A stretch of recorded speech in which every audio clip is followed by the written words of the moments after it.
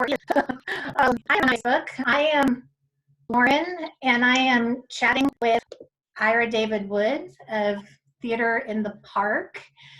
And we're going to try to shine a light on this COVID-19 situation and how it's affecting our local theaters. But before I get into that, David, a lot of people know that you had heart surgery not that long ago. And how are you doing? I just wanted to kind of check in and let folks know how you're doing. Well, I feel great. I'm obviously staying in because I'm of that age and I do have these underlying conditions. So I'm staying as far away from the public as I possibly can. But I'm doing well. I feel great. And how is quarantine in the Wood household? I know you're spending a lot of time with your son, your little son, your young son, and watching movies.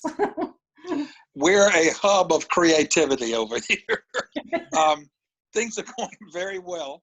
We're schooling Thomas and we're making sure that his time is filled with a lot of activities inside and outside.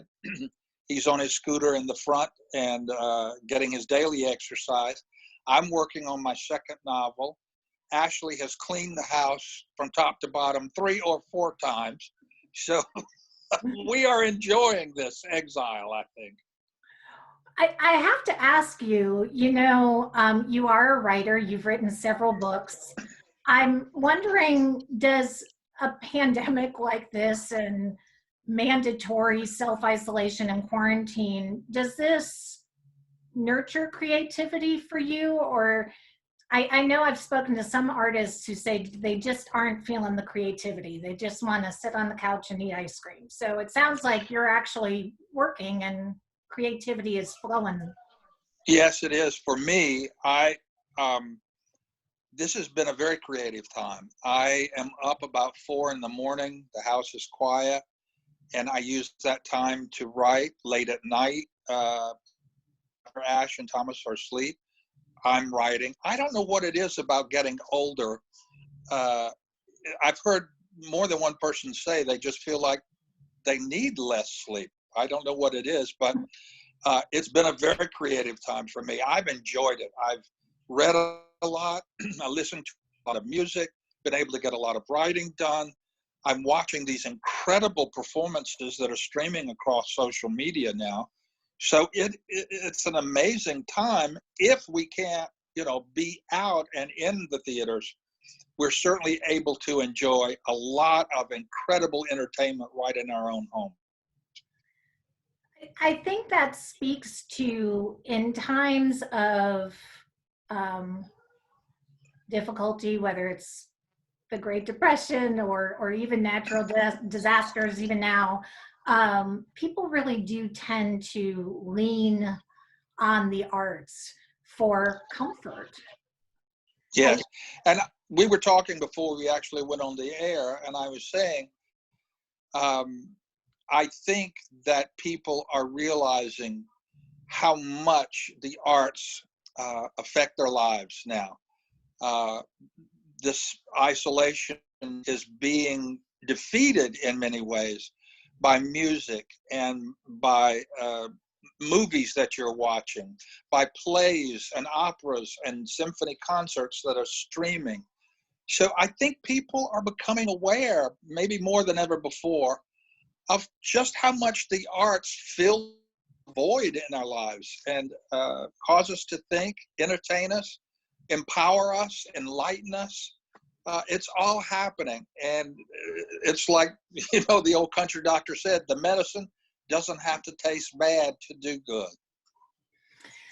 It's true. I guess I'm wondering, and my hope is that this newfound interest in the arts for some people, not for me, because I'm not a fair weather arts lover or fair weather theater lover, but I hope this newfound interest in the arts for people is not fleeting and translates into season subscribers, ticket sales, and funding for the arts. Do you think that's going to come following this pandemic?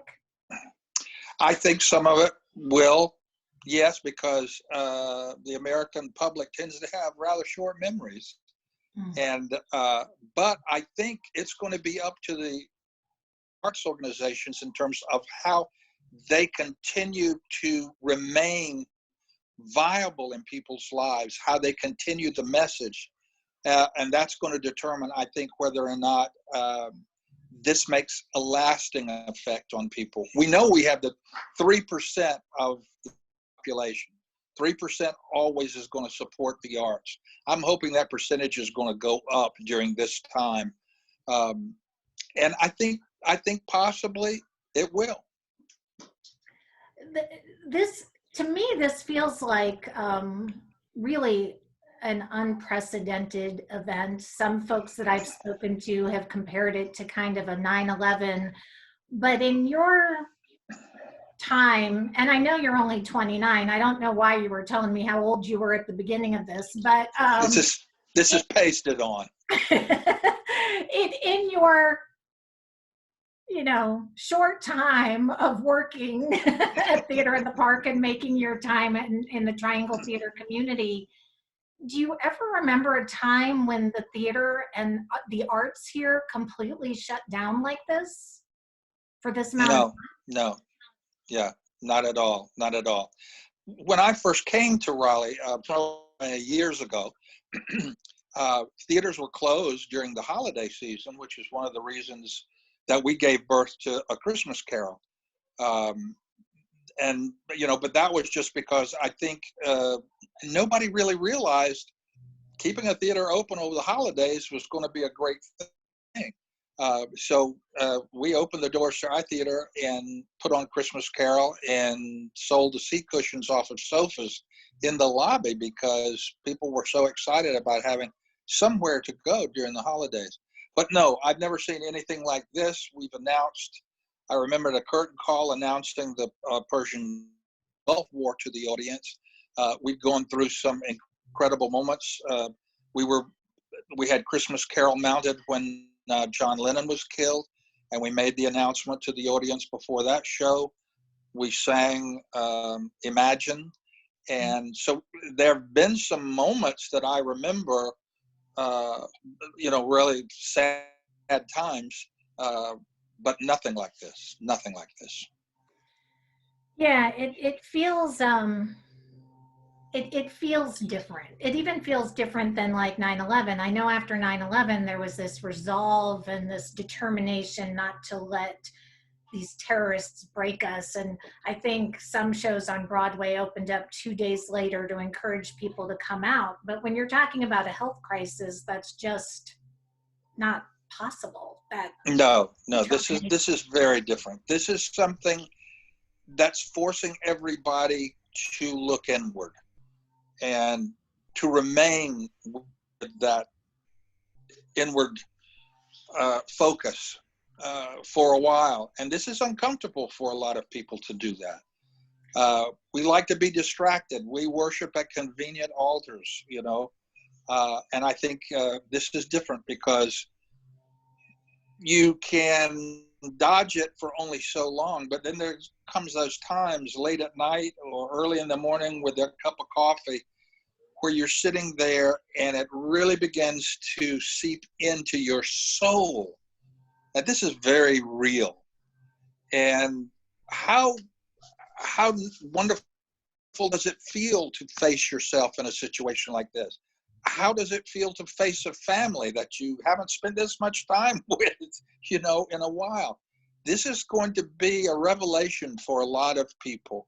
If we're smart, we'll use it to our advantage. We will learn, we will grow, and we will be better people when we walk out into the world again. And I think that's the way we have to approach this, is in a very positive way, that we are going to do something positive. We're going to be better people than we were before. And keep that thought in our hearts, in our souls, and, get through this the best we can. What what do you want the local community to know about the financial and emotional toll that this kind of shutdown is taking on our creative community and our theaters, like Theater in the Park? I don't want to say that you guys have had a double whammy, but we were talking about before we went on the air.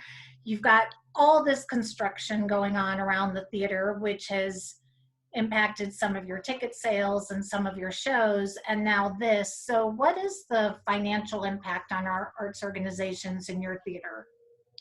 Well, it's very tough, and we're in territory that we've never been in before, where shows are being postponed, seasons are being pushed back, um, and we're asking our audiences to remain faithful and to support us. So far, I see wonderful response from the general public in terms of understanding and the empathy, the sympathy that's being extended, I think is wonderful, because literally there are theaters in town who are going to have to lay off staff. There may be theater groups in town that will actually go under because of this. And I think we've taken for granted the fact that this area, this triangle area, has been able to support so many theaters for such a long time that suddenly, faced with the fact that we may lose some of them, is a very sad and tragic thought, but it's a very real thought.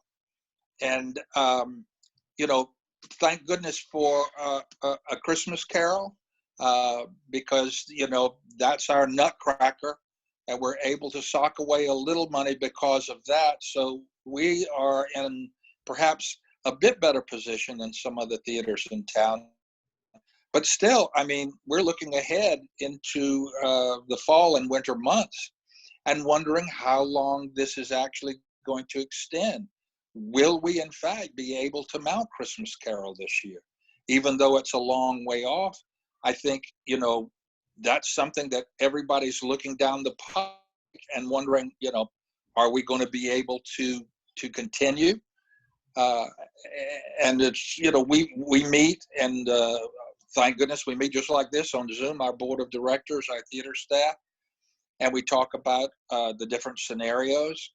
I'm artistic director for the Lost Colony outdoor drama on Roanoke Island, and we're in a holding pattern. I mean, as of today, we are hopeful that we will be able to go ahead with the production, but it's something that you're dealing with on a day-to-day, week-to-week basis, and I think everybody has that date, that drop-dead date where you have to fish or cut bait and say, okay, we've got to go ahead or we have to cancel. And that's a tough call. And so many theaters, so many arts organizations are having to go through that now. And it's sad. It really is.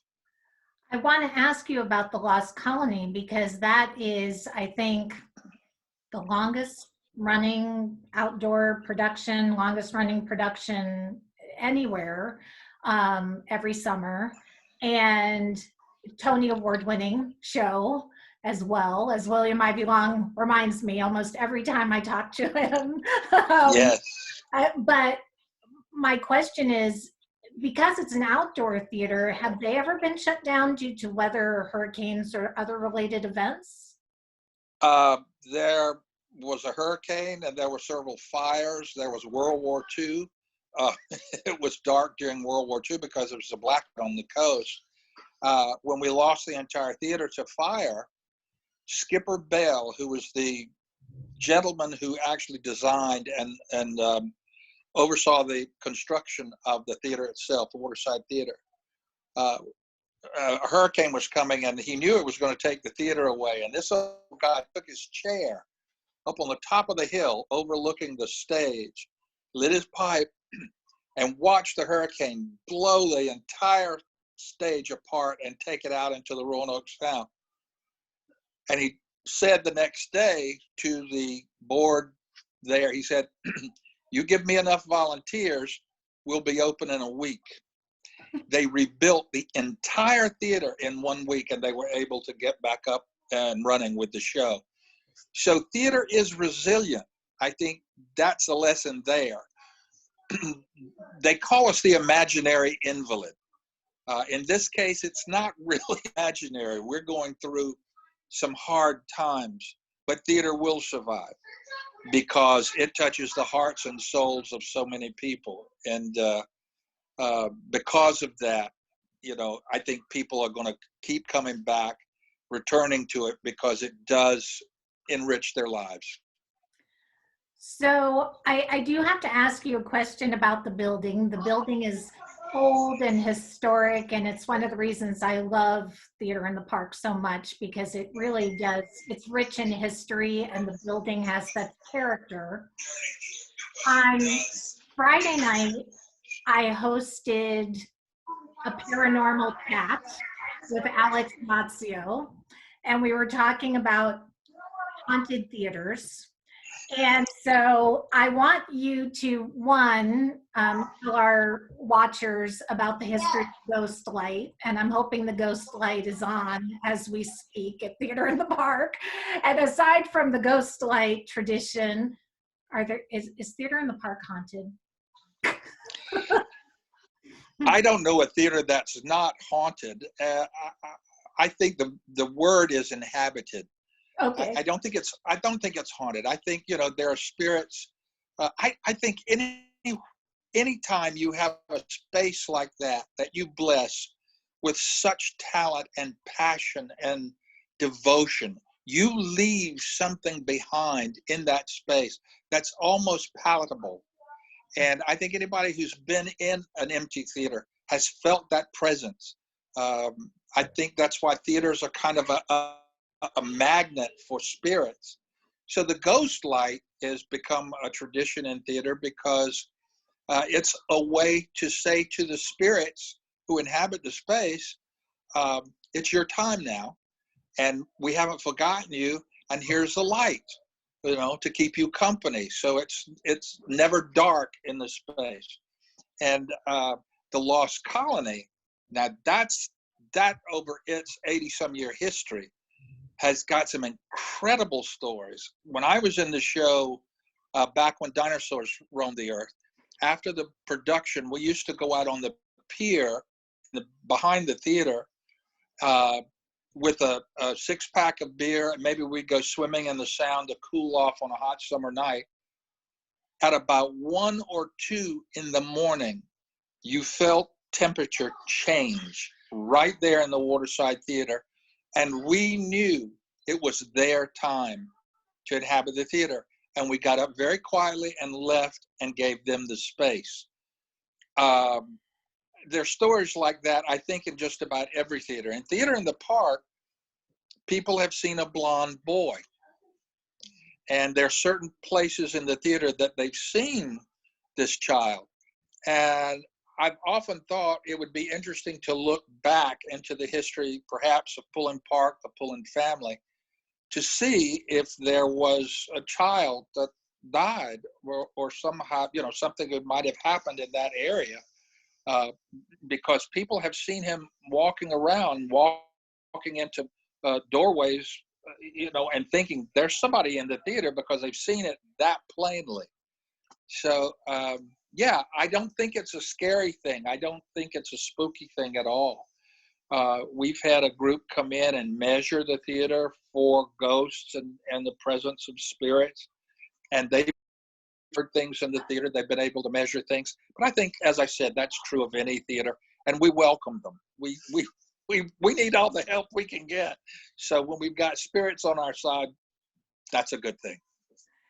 And talking about the history of the building, at one point it was a gymnasium. At one point it was an armory, and I think where you keep some of your scripts. I mean, I don't want to give too many of your secrets away, but I think it's a historical place. I think yes, it is. A virtual tour. Brent, I know you're on here. I think we should plan a virtual tour of Theater in the Park. We'd love that. I mean, yes, one of the most meaningful times for us at the theater was when the National Guard had a reunion and all the guys came back to the theater, which at one point was a National Guard armory. Our prop room downstairs was a rifle range where they practiced. We have a safe, a big wall safe, where we keep very expensive, very precious props. And that was where they kept the weapons. So we were a little nervous as to how these National Guardsmen were going to feel when they walked into this place that had been converted into a theater, and some of them actually wept. They said, if this place could have been turned into anything, how glorious that we could take something like a National Guard armory and convert it into a theater. And they were deeply moved by it, and we were touched by how they felt. And it made for a beautiful day that I won't soon forget. And I consider every theater in the Triangle to be a national treasure. But as far as historical treasures, Theater in the Park, Raleigh Little Theater, these were built under the WPA project. Can you talk a little That's bit correct. about that, about the Yes. building history? Yes, it was built in 1935 through 37, and it was, when we took it over, it had become a catch-all for activities. There was a summer camp that took place there. On top of our building was an observatory where a telescope had been installed, so an astronomy group would come and meet there. There was a dog obedience school, classes going on there. There was martial arts training going on there. We were very nice to the martial artists, by the way. But when we walked into that space, I just said, well, it's a theater. Because when I attended North Carolina School of the Arts, back during the days when it had just opened, I was one of the first students accepted at the school in 1965, when it opened. Our theater was a gymnasium, which had been converted. It was a black box. It had been painted black, floor, ceiling, and walls. The audience was movable. The stage could be shifted anywhere. So when I walked into that space, I just said, we're home. Because we were the Children's Theater of Raleigh at that time. The Children's Theater of Raleigh had been founded in 1947, and we didn't have a home. The Children's Theater played to, in different schools around Raleigh. So finding this space was incredible, and we pushed hard for it. Frank Evans was head of Parks and Recreation at the time. And I remember a day that I sat across the table from Frank Evans, and he put his finger in my face and he said, if you go in that building today, I will have you arrested for trespassing. So, because we pushed for it, we really did. And we finally got it. It was Chinese water torture. We wore him down and they gave us the building. It was such a great day. We put on Cyrano de Bergerac in the building before it was painted, by the way. So it was still a gymnasium with basketball goals on either end, and the scoreboard was still up. In Cyrano, in the play, there is a 100-man sword fight, which is only mentioned in the script, but we actually staged it in our production, and we choreographed it to music. And one of the things we did, because the scoreboard was up on the wall, when Cyrano would, stab a guy in the 100-man sword fight, the scoreboard would light up for home, he would just have a point. So it ended up being like home 50, visitor nothing. And we loved the space. And then Tennessee Williams came to visit Theater in the Park. We put on a show there called Tennessee's Waltz, which was a show based on his portrait. And when the city found out that Tennessee Williams was coming, we got a lobby built like overnight, because you used to walk in the front door of the theater and there was no lobby, there was no wall, there was just an open gymnasium. And so we got a lobby, we got a wall built, so when Tennessee walked into the theater, there was a lobby there, and it was wonderful. And by the way, I was expecting, not what we got when Tennessee came. The governor gave him the governor's limousine, and I had read, though, at School of the Arts, that Tennessee did not like these social gatherings where he was kind of mobbed by, people. So I got 6 guys, and they all dressed in tuxedos. And I said, you're going to run a wedge for Mr. Williams. You're not going to let anybody in unless he nods his head. So when the governor's limousine pulled up and he was going to come to the show that night, I was standing out there with these guys on either side of the sidewalk. I opened the door and reached in and took his arm. I leaned in. I said, Mr. Williams, these gentlemen are with you tonight. They will not let anybody in to talk to you unless you give them permission. And he just squeezed my arm. He said, oh, God, thank you so much. So he came in and saw the play, and we had a new lobby, and we thanked him so much for that. So that was a pretty special day for us at the theater. So much history. I hope you're going to write a book about Theater in the Park and Triangle Theater history so that we can preserve this legacy, because it's really special.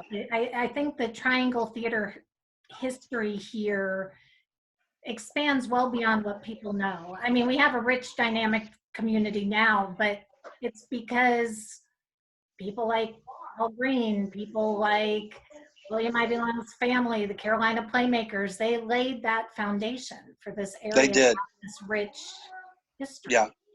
And I have to say, it saddens me a bit, because when I first came to Raleigh, there was a group of people here that the younger generation has no idea even existed.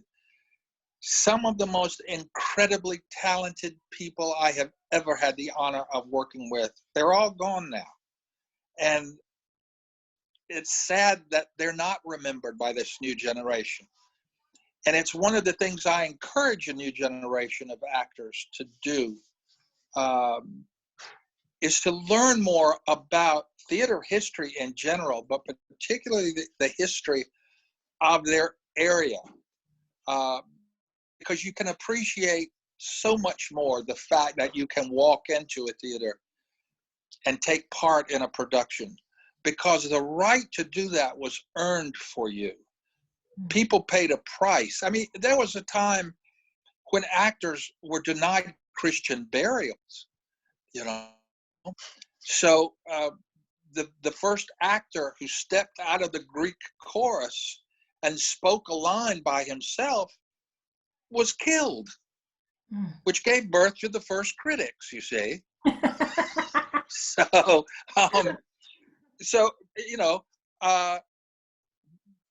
but this is one thing I don't see in this younger generation coming up, is a knowledge and appreciation of the history of theater. I also don't see them getting the training that they need. And I understand it here in our area, because we have, 60, 70 theater companies just in this area. And they're pulling people off the street. You want to be Hamlet? Come on. So it's very hard to get people to take acting classes in our area. Why? They'll tell you, well, I'm doing Hamlet at the, Cuddly Pumpkin Theater Company. Why should I, take an acting class?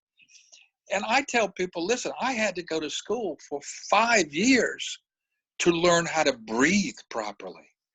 And we have people that walk into a theater now and they go, where are the microphones? Where's the sound system? Our audiences are becoming very unaccustomed to the unamplified human voice, which is amazing. In The Lost Colony, for instance, when I was in the show in 65, 68 through 71, I go back to the School of the Arts and hug my speech teachers who taught me how to breathe and project. Because there were times I had to stand on a stage in a nor'easter and be heard at the back of the house without a microphone. So it was incredible to know that I had that instrument and I could do it. They remodeled the theater some years ago, and when they did, they destroyed the hollowed out amphitheater that had been originally built. And from that day on, we had to have microphones to be heard. So there's so much that this younger generation needs to learn. And I think we all have to remember that we're standing on the shoulders of people who've gone before us. One quick story. I was auditioned for the School of the Arts by an incredible North Carolinian, an actor, well-known, Sidney Blackmer. And I think most people would remember Sidney from Rosemary's Baby. He played Ruth Gordon's husband, the warlock, in Rosemary's Baby. But Sidney was from Salisbury, North Carolina, an incredible actor. He knew that you could stand on a stage and imagine a circle around you, 360 degrees, and he could look at you and say, if you will play that scene in position 13, the audience will cry. If you play it in 12 or 14, they won't. I couldn't believe this man had the technique down like that. I mean, you don't find people like that anymore. He told a story once of being broke in New York and sleeping on a park bench in Central Park. And he went to a bar in New York and ordered a whiskey. He was sitting at the bar, and he was ready to lose himself in a bottle. And a waiter came over. In those days, they wore the white gloves and they had the silver tray, and people sent their cards, business cards around. And the waiter came over with a silver tray and placed it down in front of Sidney. And Sidney said he picked up the little business card and looked at it, and written in ink on the back, it said, "Oh, Sidney, not you too." And he turned the card over and it said, "John Barrymore." And he turned and looked in the dark corner of the bar, and Barrymore was sitting there with tears streaming down his face, looking at Sidney. And Sidney said he took his whiskey glass, turned it upside down on the bar, got up, walked out, never touched a drop again. Stories like that, oh my goodness, to sit at people's feet who've paid their dues and who've learned those lessons and to soak in everything you can is something this new generation of actors needs to do. And if they do that, they won't have to reinvent the wheel. I mean, a lot of us learned the hard way, and we've got lessons that we can teach. So I would say, pull up a chair and sit down and get some of these older people in this community to tell you their stories, to talk to you about the history that they have helped make. And you'll have a greater appreciation for who we are and how far we've come. And there are so many young performers in this area, young actors that have their eye on New York, have their eye on Broadway. If they can make it there, they'll make it anywhere. You made your career and you could have been on Broadway. You could have gone to Los Angeles and gone and been on television. You made your career here. Your son is making his career here. I guess my question for you is, for people who are learning acting here, practicing their craft, or hoping to become professional actors, what I've gotten from you is they don't have to go to New York or a big city like Los Angeles to hone their craft. They can do that here. Would you say that's true? Oh, very true, very true. I was taught that one of the few things we can decide as artists is where we're going to take our stand to make a difference. North Carolina gave me so much. It gave me Governor's School, the Lost Colony, the North Carolina School of the Arts. It gave me a theater in Raleigh. I had to go through hell to get there. I was picked on in school. I could do the best Jerry Lewis imitation in school because the bullies wouldn't beat you up if you made them laugh. You see, so I was great at Jerry Lewis. And when I graduated from School of the Arts, I had an invitation from Andy Griffith to go out to the West Coast and to appear on his series Headmaster, which he was doing at the time. So I was spending some time in Raleigh waiting to head out to LA. And I got a telephone call from a man who said, I'm looking for a young man who wants to change the world and thinks theater is the way to do it. And I said, you have to give me 5 minutes. I need to call Andy Griffith in California. So I called Andy and I said, Andy, I've got a postpone coming to the West Coast. I'm going to be North Carolina's first theater arts consultant for the Department of Public Instruction. And I'm going to get to go out into the schools all over the state and find those young people who were like me when I was suffering through school, who were made to feel different and odd in a negative sense.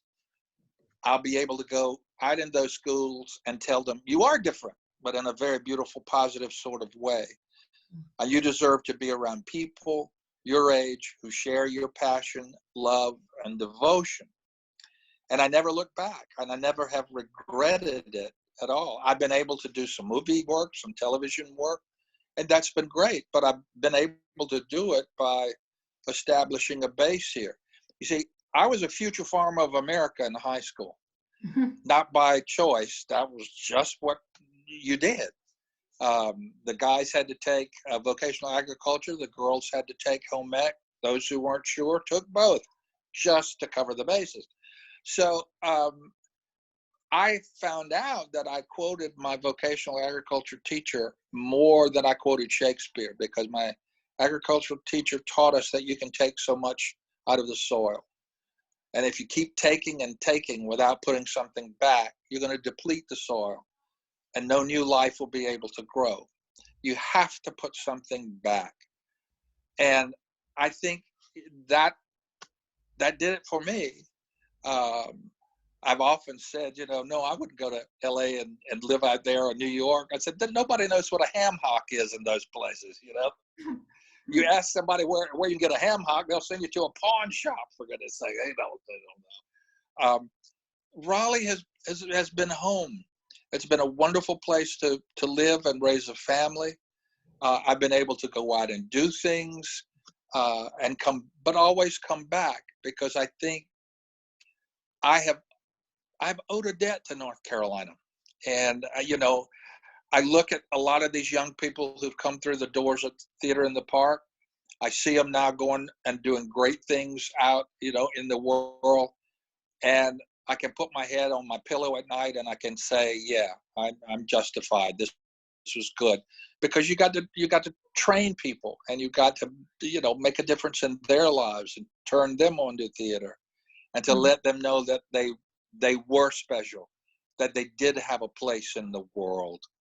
So, yeah, I think that's important. I've had a lot of fun on the way. I'm to the end and the beginning. I know that too. And I think in about 3 years, I'll retire from, doing Scrooge and Christmas Carol. And I just said, nobody wants to see a 75-year-old man run around the stage in tights. So I'll hang the tights up. But Ira is standing by to take over, and he is brilliant and will do a wonderful job. Somebody told me a story once that they had seen in a Broadway theater in New York where they were holding auditions. And of course, the theater's kind of dark, and the director and producer, choreographer were sitting at a table out in the audience. And they were seeing people come in and audition. And there was this older guy who had always, been a Broadway hoofer. He'd always been an actor. And he was getting on up in years. And he walked out on the stage and he walked into his light. And he started his audition piece. And about a third of the way in, he stopped. And he did like this. And he called the director's name. And he said, "Are you out there?" And the director yelled and said, "Yes, we're here." And he waited a minute and looked around that theater and he said, "I'm sorry, I can't do it anymore." and he walked off, and he left the theater. Sometimes it's knowing when it's time to go, when the party's over. You know, you don't want to stay too long at the fair. So it's been a good ride for me, and I've still got a lot of creativity left, and you know, I love that saying, when you finally slide in at the feet of God, you can look up and go, hey, I used every bit of talent and creativity you gave me. I don't have any left. And that's the way I want to be. Well, before we write your eulogy, I mean, I think you're depressing people by talking about your retirement. So we're going to get off that subject right now. And I'm going to ask you, you know, I pride myself in asking the really deep questions that everybody else wants to know. So here's the question of the day. How many times have you seen Frozen 2? 3 times. Just 3? Just 3. Just It's 3. on Disney Plus now. You can watch it every day. Well, my son does. Thomas does pretty much. He watches almost every day. I hear the song that Evan sings in Frozen 2 every day. You know, that's become an anthem at our house. And I'm visiting with her, you know, by FaceTime, and she's quarantining out on the West Coast. Finished the 3rd season of Westworld, and so she's having some wonderful time with my grandson out there. And we knew about Frozen 2 before anybody else did. She called me and told me about it. We couldn't say anything for months, and she called me the day that she was recording the song. And it's been a dream of hers all her life to do something at Disney. And the day she walked into the studio, she said, Dad, I was walking down the halls and there were these cells on the walls, these original cells from like Snow White and Sleeping Beauty. And I'm just going down the hall looking at all of them. And she said they had redone Walt Disney's office. All of the original things were back in his office, and you could actually walk in and see them. And she said, I was just taking my time looking at everything. And the guys finally walked down and go, Evan, when you get a minute, could you come in and sing this song? So she went in and recorded it. And she said she got applause when it was over. So we were really excited, and it was really hard not to tell anybody about it. But we kept it under our hats until she could make the announcement. And I have to say, it was so very special to sit in the movie theater and hear her voice. I tell you, after heart surgery, it's really strange. You can cry at the drop of a hat. And I tend to do that a lot. And seeing Frozen 2 is no different. And I don't know, maybe that's the reason I don't see it every single day, because I'd sit there and just blubber, hearing her sing. But I told her too, I said, Evan, that's a little bit of immortality. When you're gone from this world, people will still hear your voice sing that lullaby, just like we're listening to Jiminy Cricket sing When You Wish Upon a Star. And that's incredible to think you've snagged that little bit of immortality early on. And, gosh, she's been fortunate because she's been able to work with a lot of people. And I tell her, I said, I hope you never lose sight of how lucky you are. When she was working with Pacino, I don't usually go out and visit her on location because that's her time to work. But I did call her and I said, Evan, I'm coming. I got to watch Pacino work. So I went out to the West Coast, and they were filming on the Paramount lot. And they were filming in a screening room. And I went in and sat down underneath the screen. There was just a flicker light on the screen. And the camera was on them in the audience. and they were supposed to be watching a movie. So I sat down, and I remembered reading that Pacino didn't like anybody to be in his eyesight, line of vision. So I was, getting down real low so he wouldn't see me. But I wanted to watch him act because I knew it was going to be a master class. And so I would watch him, and he would stand between takes and close his eyes and just stand there with his head bowed. The crew would readjust everything, reset everything. The director would walk over and go, "Al, we're ready to shoot." And he'd lift his head. Director would call action. They'd do the scene. The director would say, "Cut." And Pacino would lean over and look over at me, sitting at the bottom of the screen. And I went, "Oh, God, he's going to throw me off this set." So I started getting lower and lower and trying to look invisible. And every time the director would say, "Cut," Pacino would lean over and look, and I'd go, "Oh my God." But he never ordered me off the set. And finally the director said, "Okay, that's, we got that. That's a wrap. You can all go back to your trailers." Well, the golf carts outside that drive you back to your makeup and costume trailer. So Evan loved to hop on the back of a golf cart, and we would sing and cut up and laugh and have a great time. So we both, ran out and jumped on the back of the golf cart, and it took off, and we were riding towards our trailer.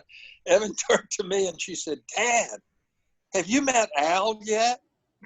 And I looked at her and I said, "Evan, dear child, first of all, it's Mr. Pacino.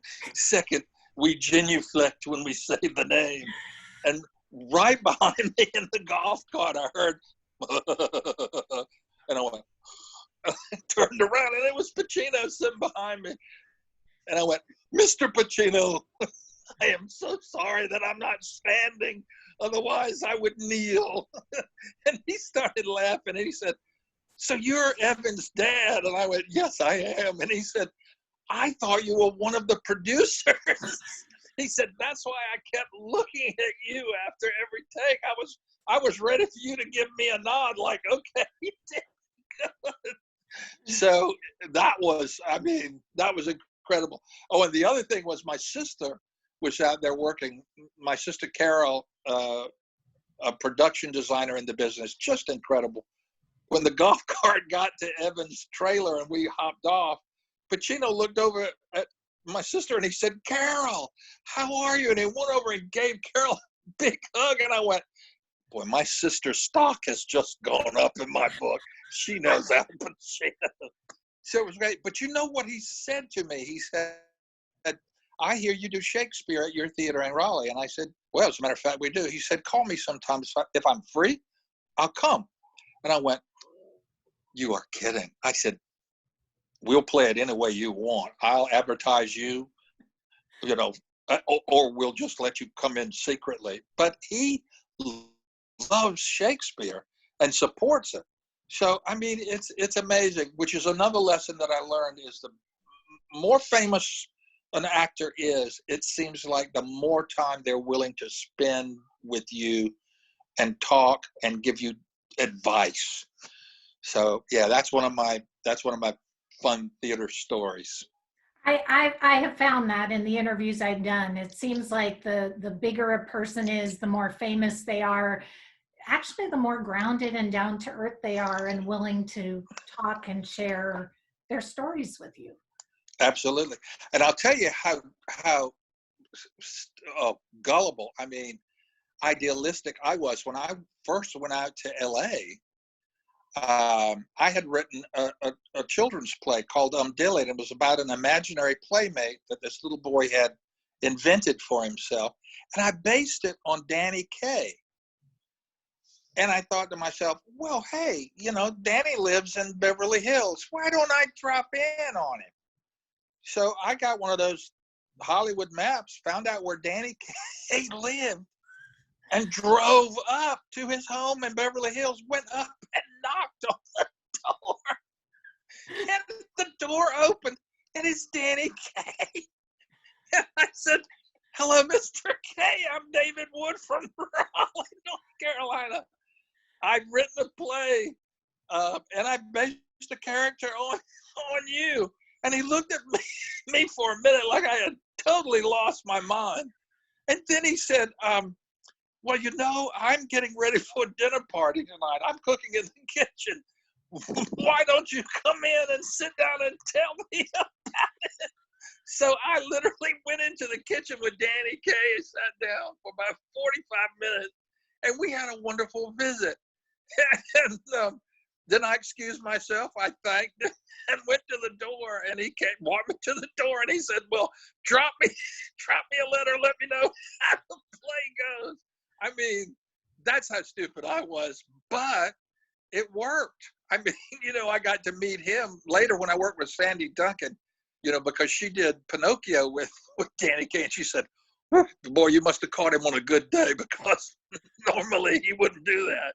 So there again, I mean, you never know what can happen. You just got to take advantage of the opportunities. We have just a few more minutes left, and I want to open this up to questions. There's a lot of people on Facebook Live watching us. I think some of your family might be on here. I think Carol might be on here with us, Carol Wood, who you just told Yes. us about. And we've got some of your North Carolina School of the Arts Pickle family with us on here. Hooray! Hello, Pickles! And of course, we have your Theater in the Park family with us here. What can the community do now as we navigate this pandemic? And then on the other side of this, once we're over this and we're all going out again, Carol says she's very proud of her brother. As we get on the other side of this pandemic, what can the community do to support our local arts organizations? Well, for now, I think everybody needs to keep hope in their hearts. We need to love each other. We need to come together. And that's hard, because this country, I've never seen this country so divided. But we need to come together as human beings and take care of each other in this world that we live in. We got to look after this globe, because it's home. It's all we got. And when it's over, we need to remember what it was like to be without some of these things we've taken for granted. And we need to hold on to the memory of that, so that we don't drop back into life, as usual. We take the lesson that we've learned and we grow from it. We love each other when we see each other. David Henderson the other day said something so beautiful. He said, "When we can touch again, I'm going to hug you so hard." And I think that's what we all feel in the theater, because we're huggers, we're touchers, and we miss that. So when the doors open and we walk out into the world again, let's take a lot of what we've learned with us and share it with the rest of the world and make this place better than it ever was. I agree. Amen to that. And I'm going to kind of put you on the spot right now, because there's so many celebrities putting out funny public service announcements about staying home, washing their hands. Samuel L. Jackson had one out yesterday that was really funny. You talked to me about Larry David one. I don't need Larry David and Samuel L. Jackson, because I have Scrooge. So can Scrooge give us a little public service announcement to help us through this pandemic? Yes, I think, Scrooge would love this. He would love the isolation, and I think he would say, "Stay home. Nobody likes you anyway. Nobody wants to talk or visit with you. Stay home where you belong. Kick the dog. Abuse everyone. Yell at them. Get off my lawn. Just stay home and enjoy persecuting people." I love that.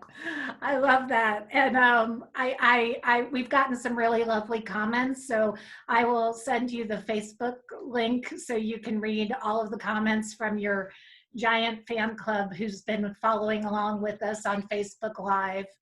Thank you. And I just want to thank you for joining me. Thank you for spotlighting what's happening in our arts community. And thank you for the stories. Somebody said on Facebook Live, nobody tells a story like you do. And I've got to agree. I love interviewing you because of the stories. Thank you so much. And thank you for what you do. Thank you for spreading the word and for, you know, keeping us in front of people, particularly during this special time. It's very important, and we love you for it. Well, I feel like I'm a surrogate part of the community, even though I have zero talent other than writing. So I don't know. We may get you on the stage before this is all over and done. all I can tell you is tonight, Jess Barber is teaching me some TikTok dances on this. We're having a virtual dance party at 8 p.m. So all of you out there, come back here. And if you don't know what TikTok is, please join me. But when you see how uncoordinated I am, you say, keep her in the audience, please. But thank you so much. I'll be posting this for those of you who came in late. This will get posted to the Facebook page once it finishes doing whatever it has to do, and I'll post it on our RDU on Stage page. Is Theater in the Park asking for donations like so many? I mean, it's the kind of thing, if you had a ticket for Guess Who's Coming for dinner, are you encouraging people to give those tickets, ticket costs back to Theater in the Park to support the theater? We would love that. Again, we are offering some refunds. We're working with our audience members to make everybody happy. I think that's what we want to do. We've simply said, hey, look, we're going to serve dinner. It's going to be served, but we're going to put it off for a while, but the place is still set at the table and you all can come. And I hope you do, because boy, this is an incredible cast for this show. And I can't wait to get back in the traces and to bring this show to our audiences when we're finally able to do it. Well, I can't wait to see it. I will be there opening night. The first show you guys have when this pandemic is over, I'm there, and I will give you a hug. And Good. stay safe and healthy, because I've told you before, I think you're a national treasure. I certainly think you're a Raleigh treasure, and we need to keep you around. Stop talking about retiring. God bless. Thank you all. And everybody stay safe and well. Thank you. And thanks everybody on Facebook for watching, and I'll see you back here at 8 o'clock.